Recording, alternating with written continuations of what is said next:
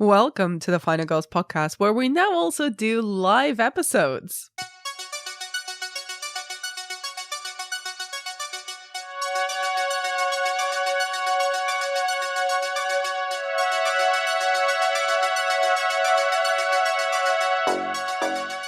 I'm Anna Bogutska, co-founder of the Final Girls Collective and your podcast host. If you're new to the show, welcome. In real life, the Final Girls put on events and screenings that explore the intersections of horror film and feminism. And on the show, we are currently looking at some of the best teen horror movies ever made to see what they have in common, how well or how badly they've aged, and whether it's worth revisiting them. And there's one film that's always worth revisiting, and that is Scream, the Wes Craven directed, Kevin Williamson written meta horror comedy that pretty much resurrected the horror genre in the 90s, exactly 25 years ago. Before we dive into Scream this week, a quick reminder, you can follow the Final Girls on Twitter and Instagram at the Final Girls UK for updates, event announcements, and horror memes. We also have a Patreon where you can support our work and get occasional bonus episodes. This weekend, you'll get Clarice Lockery and mine's deep dive into all the cult films that premiered at the London Film Festival a few weeks ago. Oh, and because it is Halloween weekend, I should mention we have teamed up with the Good Folk at Movie to live tweet the arrival of our beloved film Censor on their service on Halloween. So at 7 p.m. UK time, we will be live tweeting from Movie UK, the film by Prana Bailey Bond. If you haven't seen it already, please, this is your opportunity to watch it. And in order to make it as accessible as possible, Mubi have given us a free trial, a free 30-day trial for anyone who doesn't use the service yet. So you can go to the link in our show notes and get your trial, watch Censor for the first time, join us in the conversation over on Twitter. And if you enjoy the film, which I'm sure you will, you can also deep dive into the mini-series that we produced all about that one film. It's on this feed and also on its own feed. It's a podcast called Censor This, where I spoke to almost everyone who was involved in the making of the film. Today's episode, it's actually going to be a little bit of a detour of our usual programming, in a way.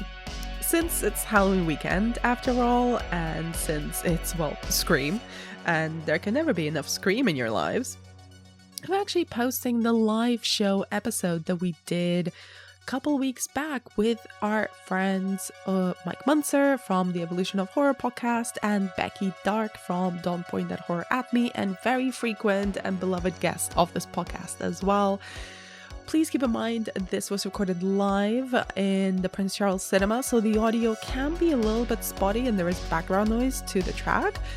If that really bothers you, try it out, maybe skip it. It is what it is. It is a live show. It's never going to sound as crisp as when we record at home.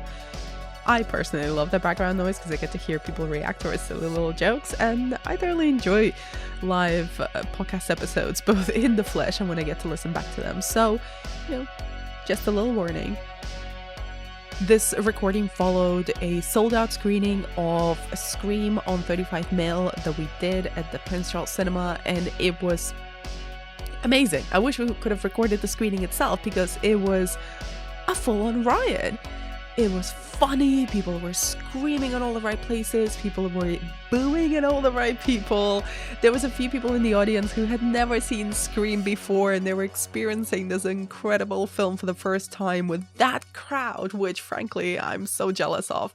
And it was the first time that I got to see Scream on the big screen as well, so it was a really, really special event, and I'm really glad we got to record the conversation and a little bit of the vibe in the audience from that night. So with all of that said, please enjoy the live episode crossover with Evolution of Horror and the Final Girls podcast on the incomparable Scream.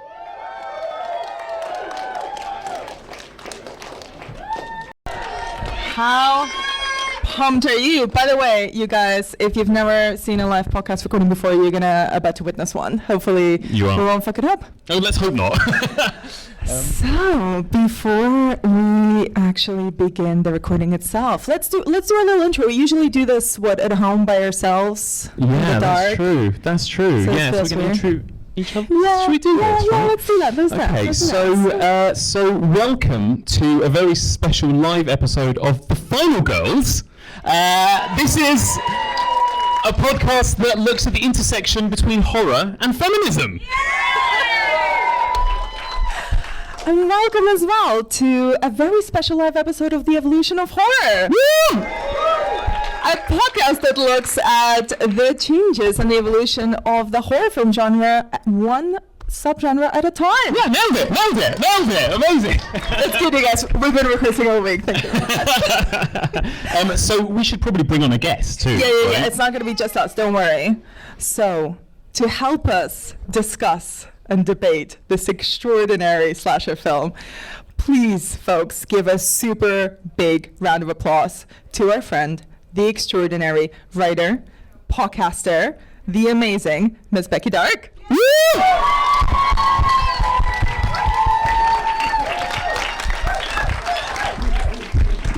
Hello. Hi. Hi. Can you believe that is 25 years old? Like, it feels still brand new to me in a weird way. Do you know what I mean? Although, I suppose some things have dated, right? A few things have dated. Yeah, the whole the he who shall not be named, the cellular bits. Oh, I love it. What were you doing with a cellular phone? So good. But you guys, to kick us off, do you remember watching this film for the first time? Has it aged for you? I mean, I can tell you a very specific story about the first time I saw this. I saw it on VHS at my friend Sam Foster's house. She was my best mate at school, at high school. I've been watching this. Yeah. Secondary school. And she lived 4 doors away from me. And my horror kind of intro was occult and ghost films and stuff. And I didn't really do the slasher stuff very early. And so I went into Scream completely kind of unprepared. I hadn't seen any of the stuff that it's referencing. Mm-hmm. I hadn't seen anything that was just like one person going around and stabbing a load of kids, really. And so we sat there in her living room, we watched it, and she lived 4 doors away from me, and I was so scared by the time it ended, I ran home. Love it. I guess we're all of a similar age where we all saw it pretty young, right? I was a literal child. I was in primary school. I had older siblings who had rented it on VHS, and I watched it, and it blew my tiny mind. It was pretty much my first ever horror movie. So that was this is literally the film that is responsible for me falling in love with the horror genre. I know, and I think it's funny, isn't it? Because we all probably saw it way younger than we should have, but it's supposed to be a kind of look back at the genre, right? It's supposed to kind of be a little postmodern look at all of the old slasher movies. Obviously, I didn't know any of the references, but it still works, doesn't it? I didn't either, and I I loved it from the word go. It's just always right in there, straight at the top. Amazing. I have a little confession, you guys. I think I actually saw Scary Movie before I saw Scream. Oh no. So rather than watching Scream and not getting any of the references from the earlier slashes, you watched Scary Movie and didn't get any of the references from Scream. I'm a contrarian. I like to do things the other way around. What can I say? God, that's awful. But I think I actually saw it at the right age. I was a teenager. I was into this. I had already watched a lot of the 80s horror films, a lot of the original slashers, a Scary Movie, when I first came to Scream. But honestly, I don't remember it being as funny. Mm-hmm. It's so funny. Has anything about it changed since we rewatched it all together now? I think it is, especially watching it with an audience, you do laugh a lot, but also what's so brilliant, I think why it's such a classic is that it is funny and scary in equal measure, isn't it? There's moments when everyone's laughing, and then a moment later you'd notice everyone was silent. You know, the Drew Barrymore scene obviously is incredible, isn't it? It's like a perfect little short film almost. And it starts off kind of funny and a bit cheesy, and then you find that everyone starts suddenly going, oh my God, you know, when she's being stabbed and her parents are coming home and she can't call for her mum and all this, and you're like, oh wow, it's a proper horror film as well, isn't it? That's the thing. And it kind of walks that tightrope, doesn't it? Yeah, I think I'm not a huge fan of like comedy horrors, and I don't think this is a comedy horror. I think it's a horror film that has got a really smart, funny script. And so you don't have to worry so much about it kind of, is it funny or is it scary? It's like, I mean, certainly the first time I saw it, like, it's scary and it's violent and it's brutal, but the script is so good. And Kevin Williamson at the time, you know, he really, they were sort of at the top of their game, really, in terms of writing these teen scripts. And so it is so funny, and you get to like know the characters so well, but at the same time, like, it doesn't lose any of that like slasher brutality. Absolutely. I think it's one of those as well where, like, I was thinking there are so many quite extreme, goofy characters. There's Doofy. That's the scary. There you go. It's not just me. I knew it. That film really like embeds itself into your mind. Take my strong hand. You know when Tatum the cat comes out, I always think, oh Horsey, oh you scared me too. But yeah, there's Dewey, who is goofy. That's what I meant to say. Dewey is quite a goofy character. Yeah, no, Matthew Lillard's character is pretty extreme and over the top and comedic as well, right? But I think the genius is Neve Campbell's, like Sydney Prescott. She treats it like she's in a completely straight drama, doesn't she? And I think that is what makes it work. I think Wes Craven directs it like a horror film, and she acts like she's in a horror film. I mean, Anna, I should defer to you to this, but she is not one of the best Final Girls, right? Of course she is. Of course she's one of the best ones. Yeah, I'm not sure I'd agree with that much. Where are you coming from? How dare you? No, but what makes her so great, I think, is the fact that she kind of starts off already traumatized. She's already dealing with the baggage of her mom being murdered. She's already kind of lived through a horror movie herself. So by the time the film actually starts, she's kind of jaded and also incredibly so much more sensitive to everything around her. And I really kind of responded to the fact that a lot of her friends, except her very terrible boyfriend, are kind of all rallying around protecting her and shielding her from it. What do you think, Becky? Yeah, I completely agree. And, you know, you see when she's at school and, you know, the police chief knows what she's been through, her teachers knows what she's been through. And I think for me, like the quintessential line that sums up Sydney is when she first gets the phone call and she's like, yeah, well, I call your bluff. Yeah. Like she's just not interested in any of the like bravado and bullshit that goes along with it. She's just like, she almost finds it like boring, and I love that for her. Like, she's just not interested in getting into any of the drama of the fact that there's a serial killer after her. She's just like, for fuck's sake. She really doesn't want any more drama, and drama keeps finding her. Who can blame her? She's so unimpressed, isn't she, with everyone in that. Even through the sequels too, every time there's like another serial killer, another annoying man who wants to kill her, she's like, oh, for fuck's sake. Like, she is over it, isn't she? That's the thing, yeah. But talking about annoying men, right. Hey, present company excluded, okay, right. Obviously. But what do we think about Billy and Stu?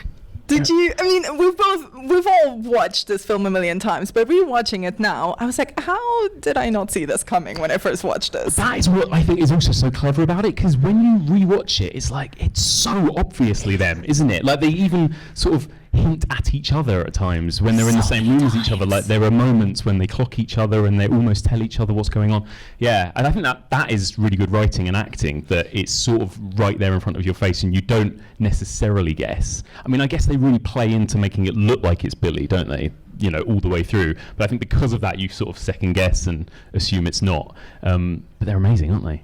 And then you get the bit where obviously Billy gets attacked, and all of a sudden you're like, oh, yeah, oh, it's not him. And it turns out it is him.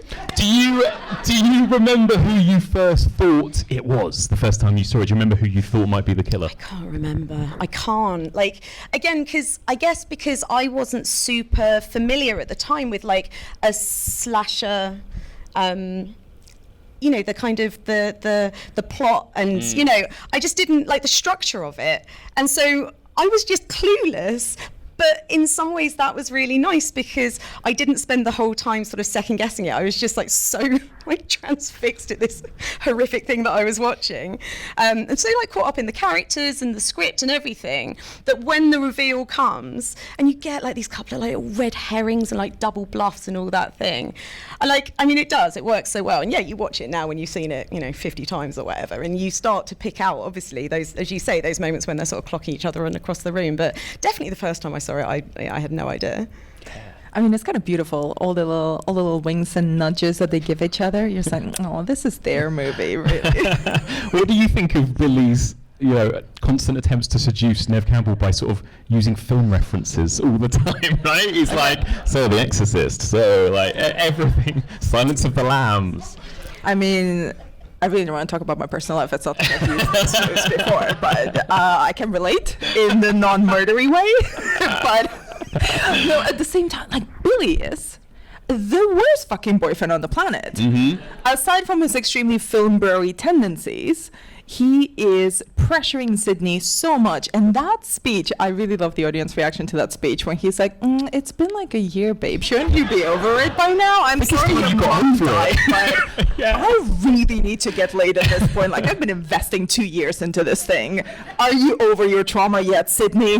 This is a film where she apologizes for having PTSD. Like, if you want to look at something that shows that it's slightly dated, it's like, I mean, that is a full clinical condition, babes. Like, it's fine. You don't need to apologize for that. Maybe we should like get you to see somebody and have a chat. Yeah, but also in some ways it's kind of I think they are so pathetic, those two, right? Like they, as in like Billy and Stu, like in that final scene when they're whining and crying, and like I think in some ways that's dated quite well because like it really is going, look at these two rich, pathetic teenage boys basically that think they're amazing, right?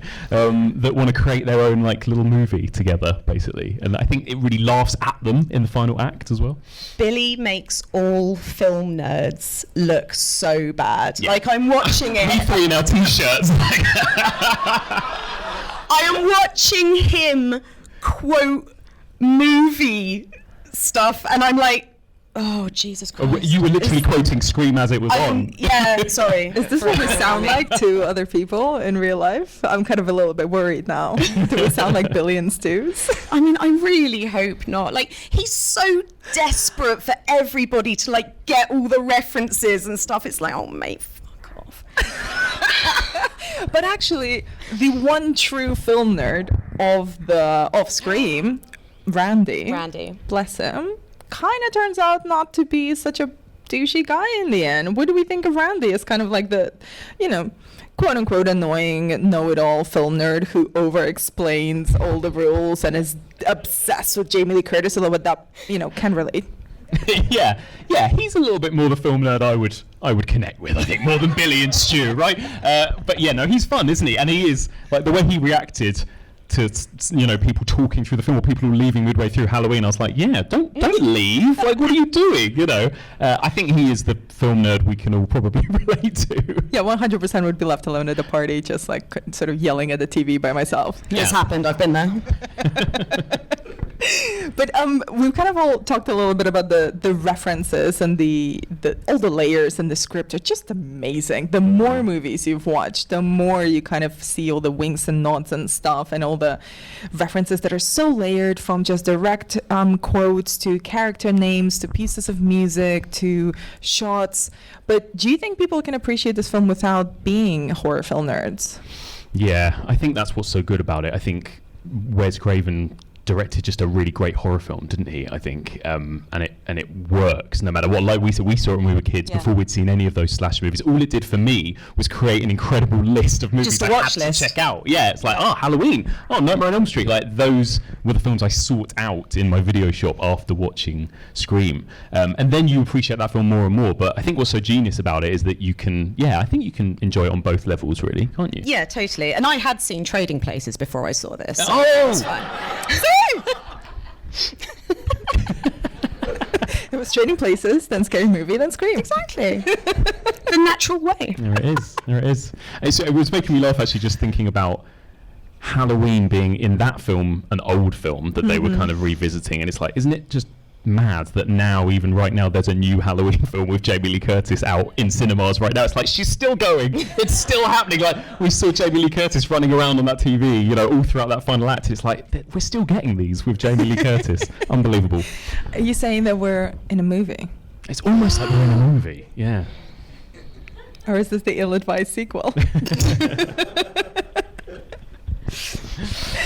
What I also love is that Wes Craven always feels like he's sort of making horror films about something as well. And I think like the good thing about this is that it's not just kind of popcorn sort of postmodern entertainment. It does feel a bit like, you know, when Wes Craven does, you know, A Nightmare on Elm Street, it's a really fun movie, but also you feel like he's a guy that sort of has something to say, I think, a lot of the time. You know, famously, he was kind of reading sort of newspaper articles about teenagers dying in their sleep, and he made a horror movie out of it. And, you know, he's done all these different movies about these different issues, you know, Vietnam War footage with Last House on the Left.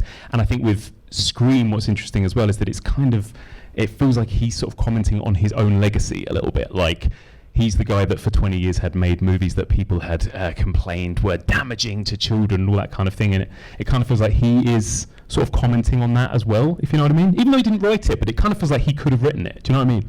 Yeah, and also not just commenting on his legacy as a filmmaker, but on the legacy of, so like A Nightmare on Elm Street and all the sequels that came after that. Like, it's so smartly done that he's obviously just so self-aware about like his influence on the genre, but also, I don't know, kind of the flip side of his influence, where it's like there's all the films that he's made, but there's all the films that have been made kind of with his characters that, as you know, up until New Nightmare, like just got, you know, I mean, it depends on your opinion and your ranking of the Nightmare on Elm Street films, but, you know, he was certainly of the opinion that they sort of went down and down and down. And I love those bits where, you know, he's commenting on that, and it will be, again, if you don't know that, if you're not a horror movie scholar or whatever, you might not pick up on it, and it's just like a fun bit of dialogue. But to have him commenting on this like much wider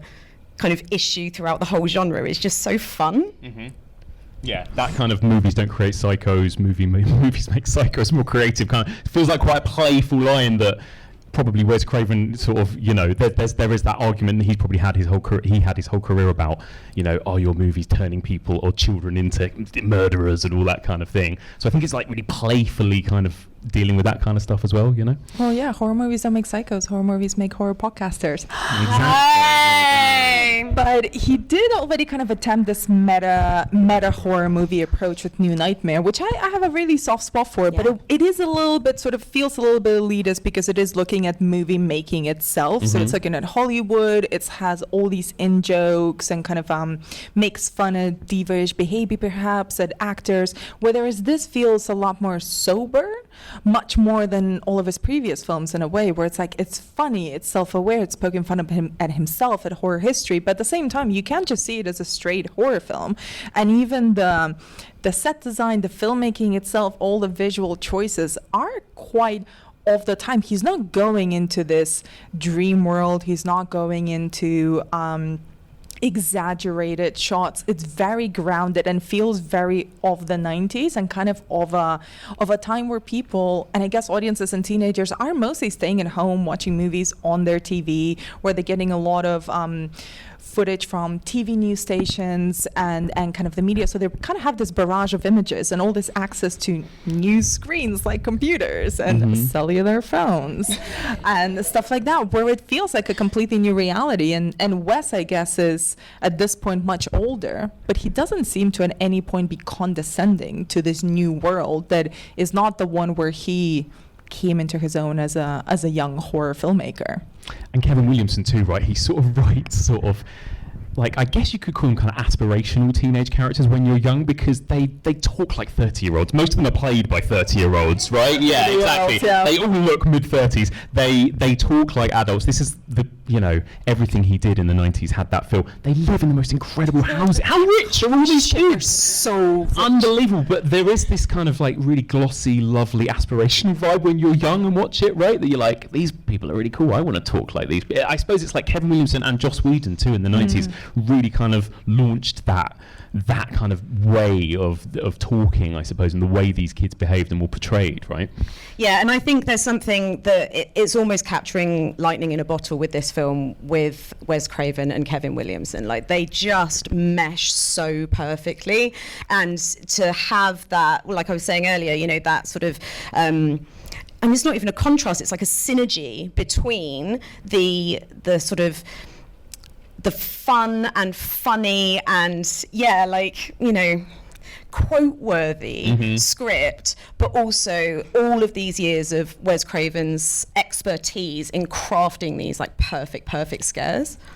And also kind of really, I think, not looking down at teenagers in a way, because although they look like 30-year-olds and they speak like 30-year-old screenwriters, at the same time, they do really behave like teenagers. Like, Billy is basically just a horny motherfucker, and Stu is just so in love with Billy. Stu is the annoying kid in class that you just want to keep the fuck away from, right? Like, he's a nightmare. Yeah, he's a nightmare, but also I love him and Tatum in a way, although, you know, clearly he should be with Billy, but, you know, that's like for a spin-off that I've written in my head. But like, they're kind of playful all the time. They poke fun at each other. A lot of them are kind of very insensitive all the time.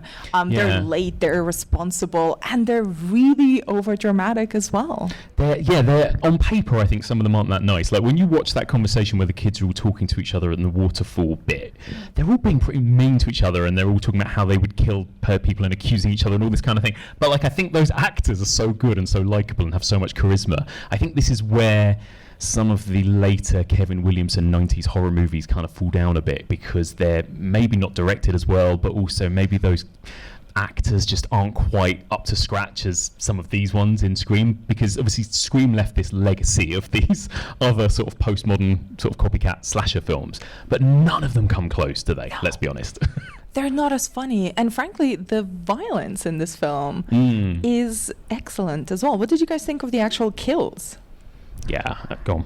Well, I mean, just talking about the opening kill with Casey, I just remember so vividly that moment where he like reaches over her and like plunges it into her chest, and it's just like, oh right, we're doing this, are we? It's, you know, from that opening kill, and even the ones that like are a little bit silly, like the cat flap or whatever.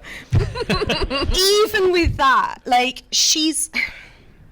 Tatum is so desperate to get away, and she is so, it switches so quickly from her like not taking it seriously, playing along with it, and then realizing she's in trouble, and then she's so desperate to get away. Like, obviously you can see like her shoulders aren't going to go through there, but she tries it anyway, and you see it.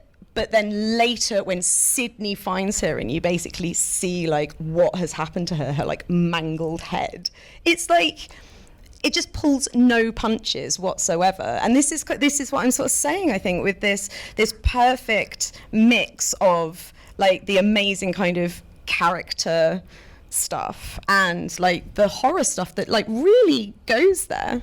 What did kill Tatum? I'm always a bit confused. Does her neck snap? I think he crushes her head. Yeah. It crushes her head. I guess it crushes her back as well. It's quite. I was never quite sure of the physics of it. Like the garage door kind of like goes round like that, and you sort of see it go like you know. I don't think you have to worry about the physics of it, mate. I'm always a bit like, because also it flashes. I'm like, is she being electrocuted? But she's very much, something has kind of crushed her or something. Yeah. Anyway, just something to think about. I don't know. Your cornflakes tomorrow. Yeah, exactly. I've often thought about it. But, I did also love. I particularly love Tatum's death because she's so sassy and so savage to the killer, and I imagine that's like quite a teenage thing to do. This hubris of, you know, you're not gonna kill me. Are you joking? I'm too pretty and I'm too smart to be killed this early on in the movie. And then no, everybody's suspect and everybody's a victim in a way, and then they all, of course, like keep coming back. Because the stabby method is not as effective as Halloween taught us it was. Apparently not. No, exactly. Stu, by the way, he's one of those characters that people always have all these theories that is he going to come back in the next Scream movie and stuff? Because I mean, we did see a TV smash on his head, but he's like one of the only killers that doesn't get point blank shot in the head, and there's always all these rumours about will he ever come back or all this. I mean, probably not. I mean, never say never. And also Matthew Lillard has been quite encouraging of the theory that Stu is still alive. Mm-hmm. And also, Wes Craven did make Shocker, so maybe he's going to come back as like a electric, sort of supernatural thing. Wait, can we get a little audience opinion? Can you guys please make some noise if you think Stu is alive? What about the people who think that he's not? The non-believers, the non-Stu believers. Okay, get out. What's wrong with you, you have little faith? He's doing a lot of press interviews at the moment, and there are, I don't want to get into the trailer for the new Scream film or anything, because some people are probably avoiding it, but there are clips of that house, of Stu's house in the new one. So everyone's like, what does it mean? Oh my God. So who knows? Who knows? We'll find out in a few months. And I mean, we've talked about Stu, we've talked about all the teenagers, but I kind of really want to talk about Gale Weathers. Oh, please, please. So is Gale Weathers actually the Antichrist of broadcast journalism, Becky? No, I think she deserves that Pulitzer. She puts the work in, Anna. She puts herself in danger time and time and time again. She's hardcore. She always wears the great suits. The incredible suits. She's not a great employer, to be honest. She doesn't treat Kenny very well. Poor Kenny. Poor Kenny. Yeah. So how has, in the post-Girl Boss era, how do we think Gale Weathers is aged? Don't ask me that first. You guys discuss that. I mean, I still think she's great. Like, there's nothing that grates on me more watching it in 2021 than it did when I watched it in like 97 or whatever. She's just, Gale is who she is. I feel like, you don't have to scratch too deep beneath the surface to know what she's about. I really love the fact that we get so much of her, though, because usually in slashers, and correct me if I'm wrong, but we kind of get the media stuff a little bit later on. It's always as an add-on. It's always when everything is kind of already done that the media appears and want to cover the massacre. But Gale is there from the very beginning, and she gets her own character development. She's despicable in so many ways, but she's also then becomes a victim. She becomes part of her own story, which I guess is journalism number one. But at the same time, it makes her so compelling because she continuously puts herself in the danger zone, constantly just chasing the story and chasing the money, frankly. And her motives are so capitalistic and so all over the place. You kind of can't help but respect the hustle, even though she is, frankly, a despicable human being. I always find it interesting as well that it ends on her, like with every slasher movie, all the classics, you probably see the final girl get carried off onto an ambulance or walk off into the distance or whatever, but this is a movie that we sort of pan away from Sydney and we're on Gale for like the end of the movie, which always feels quite interesting. But again, it's so much about the media, the pop culture. It's like straight away this massacre's happened, and before we've had a chance to breathe, she's like reporting, and that's how it ends, right? And again, that feels quite deliberate. I think. It does. It's perfect. Yeah. Also, just talking about the reporters, when Linda Blair comes. Yeah, Linda Blair. So, I leant over to Dave, and I was like, "That's Linda Blair from The Exorcist," and you did exactly the same to Rihanna. I leant over to Rihanna. I was like, "That's it." Rihanna must have got it in stereo. Honestly, what a couple of nerds. God, we are basically Billy and Stu. Yeah. I hate myself. That is awful. I should add that we're all wearing different Scream t-shirts, and we did not plan this. No? We didn't. No. They're good t-shirts. They're very strong. There are some good cameos in this too. I mean, like, I'm guessing everyone knows, but there are some people that watch this for the first time. But Wes Craven makes a little cameo, obviously, doesn't he, as Fred, the janitor, dressed as Freddy Krueger, which is amazing. Linda Blair. There's probably more, I think, throughout this. The Fonz. Of course, the Fonz. Yeah. I completely forgot what's in this film. Yeah. And he really committed to the role. He got his script notes. He got his one scene that he had, and he's like, you know what? I'm going to give it everything. I'm going to go horror icon, the Fonz. Yes. 100%. The sound effects on those scissors, I mean, for God's sake, so perfect. Incredible. He's great, isn't he? What a great little, he's got 2 scenes, but amazing. Yeah. And that's the thing, like everyone, actually, there are a lot of characters that are in this less than you remember, I think. You know, even Randy, Jamie Kennedy's character, he's off screen for a long portion of the film until he's back in the video shop. And it's like, but you remember these people so well. It's like Drew Barrymore, obviously, as well, isn't it? Like these people that have their little moments. They're all so memorable. They're all just great characters. And we've kind of mentioned the fact that the first scene with Drew Barrymore is essentially perfect. But what do you guys think makes it so perfect? It's literally everything. Literally everything.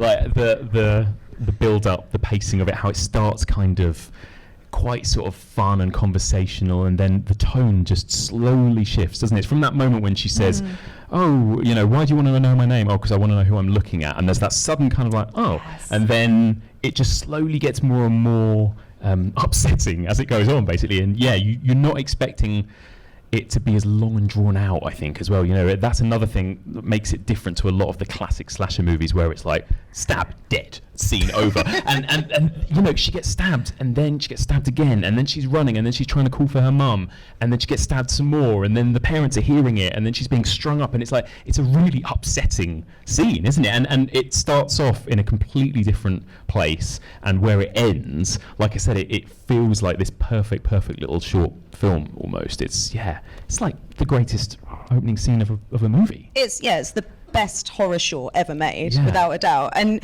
I think, like, as a teenager watching it as well, there was something so, I don't know, evocative about her parents coming home. You know, you see them driving up and you get that little glimmer of hope, and then they go into the house and it's like, hey, call the police, but they can't. And when like the mum hears her on the other end, like all of these things just feel so almost like spiteful to her. And it's the sort of set piece that in a lot of slashers would have come way later in the film, especially in terms of like the brutality of her being strung up on the tree and, you know, being gutted and all of that. Like that's like a end of the second act, beginning of the third act kill. And they just put it there right at the beginning of the film, and from there it's like all bets are off. It kind of really sets you up for the total tonal shift of the film that will happen constantly. So even from this first scene, you know, it's kind of funny, it's kind of meta, then it gets a little bit stalkery, a little bit scary, then it gets real intense with the violence. And I completely forgot before we were rewatching this night that her parents come in and frantically try to find her and listen to their daughter dying. That is intense and nasty. And then boom, it's credits. And you're in this high school and it's all light and there's reporters, everything, there's drama that the teenagers are kind of lapping up. And, you know, if a murder had happened in my high school, I would be like all over that shit. It would be the gossip of the season. But at the same time, it's like, nobody seems to feel it in the same way as Sydney feels it. And also it's such a, like, obviously everyone sort of knows this now, but at the time she was the biggest name, Drew Barrymore. She was all over the posters. You kind of led to believe in that sort of Janet Leigh from Psycho sort of way, right? That she was going to be the star. And I think, you know, at the time when all of those other actors were pretty much unknown, I think they were all in sort of TV and stuff, weren't they? But they were relatively unknown. And once you've seen her get killed, Drew Barrymore get killed, you kind of don't know who's safe after that, right? All bets are off. And I remember watching it as a kid, being like, oh, by the time when Sydney gets attacked, it's like, oh, she's going to die now. It's just going to be like a series of all these characters we get to know who then get offed, basically. But you don't know necessarily who's safe and who isn't, which is also why it's genius. And what about the guy's motives? They make such a big stink about not really having a motive because it's the millennium or whatever, which is another thing that's really dated really badly. But they do explain a little bit, especially Billy. Billy has his mummy issues. Like all good killers, he's got mummy issues. It's just perfect, isn't it? It just again makes them look so pathetic. They're just so pathetic. Even that motive of like, she's the reason my mom abandoned me, and he literally says it like that. It's perfect, that motive. And again, like in contrast with the fact that her mum was brutally murdered, raped and murdered by them, and yet he is like whining about the fact that like his mum sort of moved 10 minutes up the road or whatever. It's just like, dude, get some perspective. Okay, so the thing I started wondering as he went on his little spiel, I was like, okay, calm down, soft boy. Like, I don't need to hear this. But at the same time, it's like, okay, so surely everybody would know if Sydney's mom had an affair with his dad, because it's not a very big town, really. At the same time, at the very least, Billy knows. So Billy has knowingly courted, pursued, and made to, I guess, fall in love with him, this girl who he hates so much and blames her mother, rapes and kills her mother to punish her for seducing his dad or whatever. And then he still stays with Sydney for the year after that, not getting laid. Yeah, when you put it like that.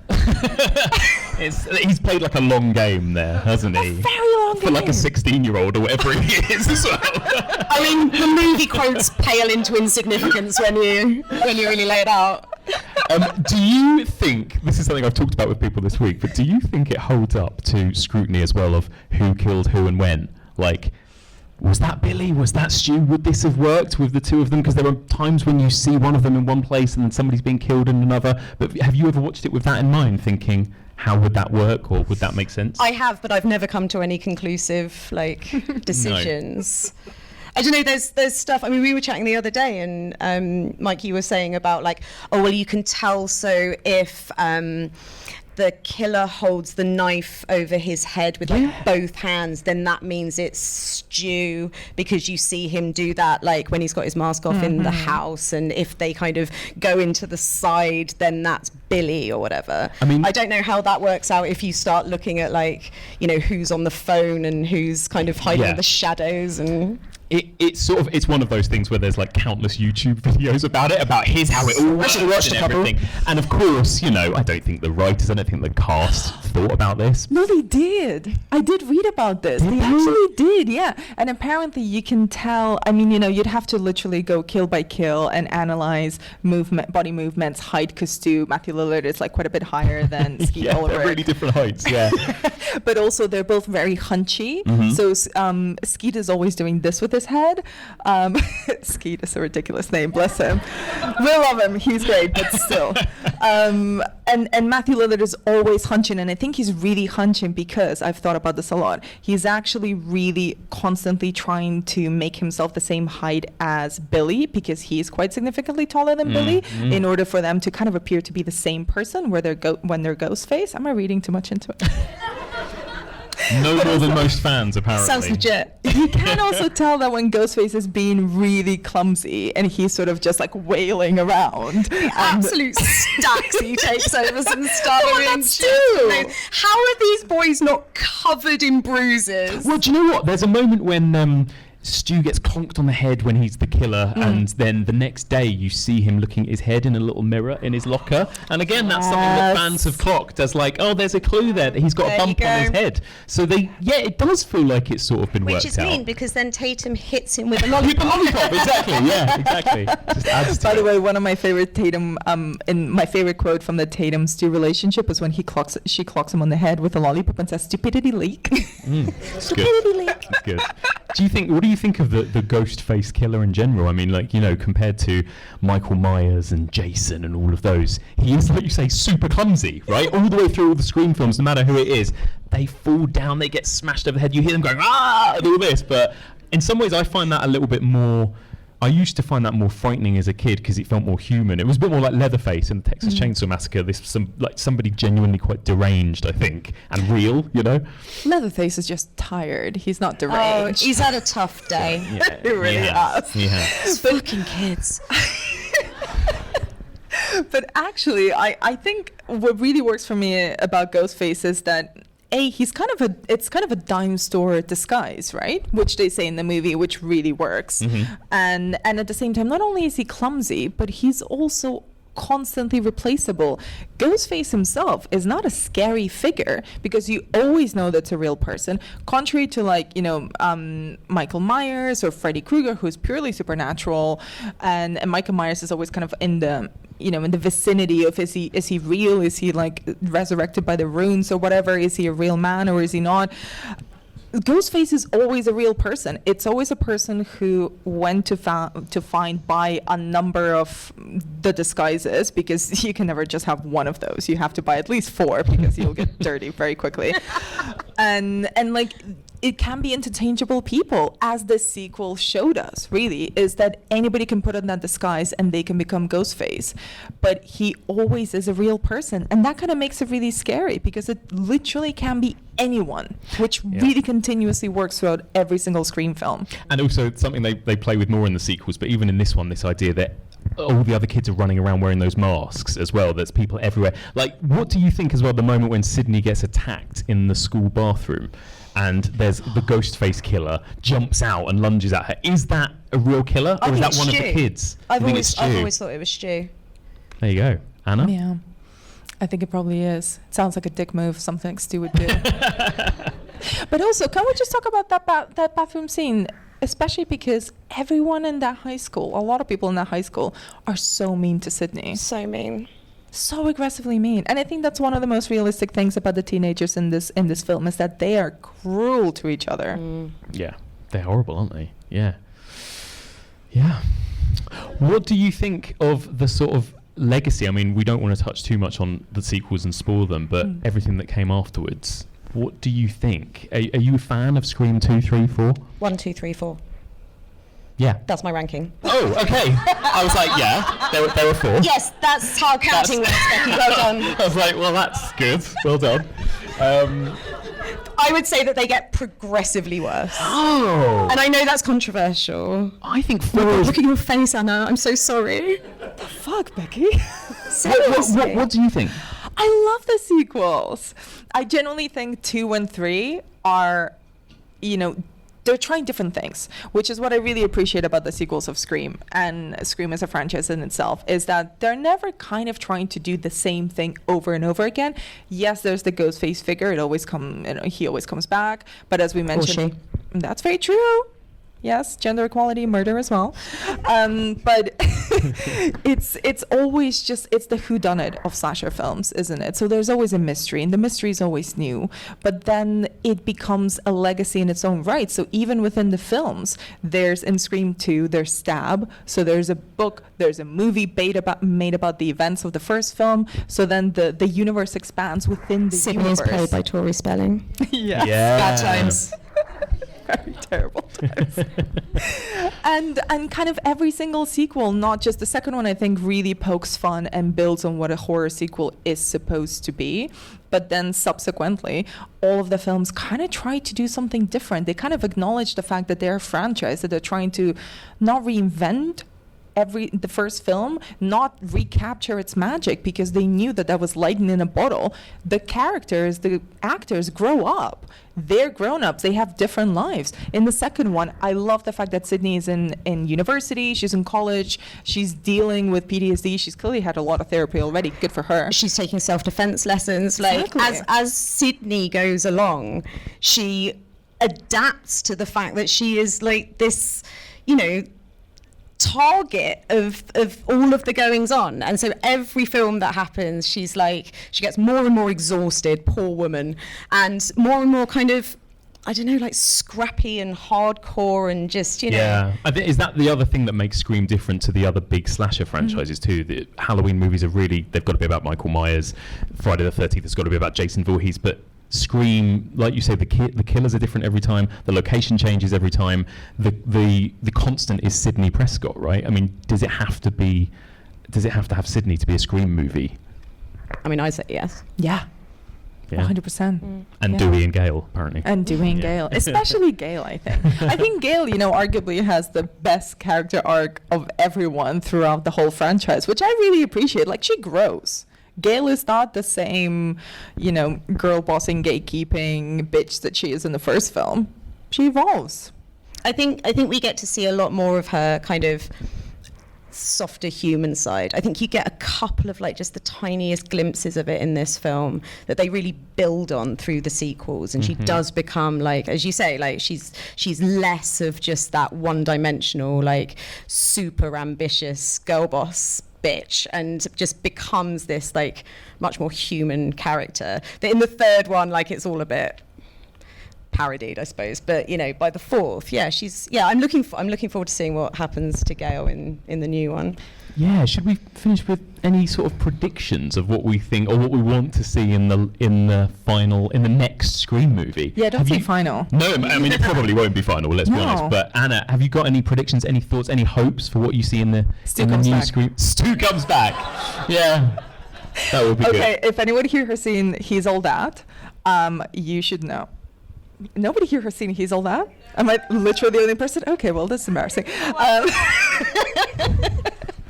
But I'm going to say I just want more from Matthew Lillard. I want him to come back. He always understands the assignment. He always gives it his all. And I want to see Stu come back.